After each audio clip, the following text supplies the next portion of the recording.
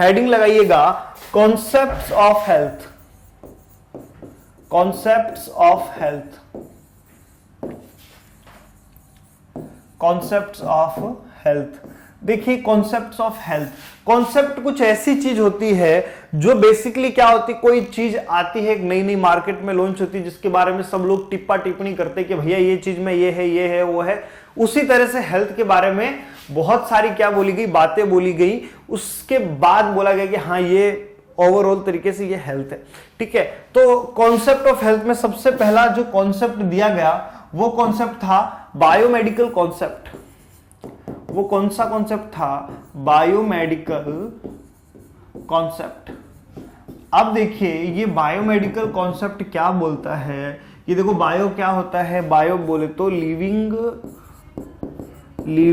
Micro organism, living micro organism. Medical बोले तो कोई भी मेडिकल कंडीशन यानी कि डिजीज, कोई भी कंडीशन बोले तो डिजीज, है ना। तो ये कॉन्सेप्ट क्या बोलता है कि diseases are caused by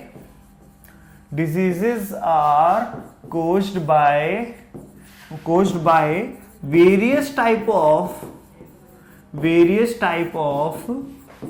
living micro organism, various type of living micro organism. ये बात बोली थी हमारे बायोमेडिकल कॉन्सेप्ट में। अब आपके दिमाग की बत्ती जलनी चाहिए कि ये बात तो हमारे लुईस पास्चर भैया ने कहां पे बोली थी, यही तो क्या थी, जर्म थ्योरी भी थी कि diseases are caused by various types of germs या फिर micro organism.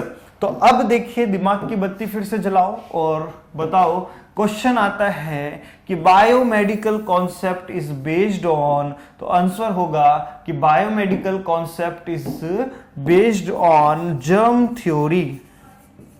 Biomedical concept is based on germ theory. Is that clear? गलत तो नहीं करेगा कोई इस क्वेश्चन का answer? Biomedical concept is based on which theory? Germ theory, क्योंकि जर्म थ्योरी भी यही बोलती है, बायोमेडिकल कॉन्सेप्ट भी सेम बात बोलता है। चलिए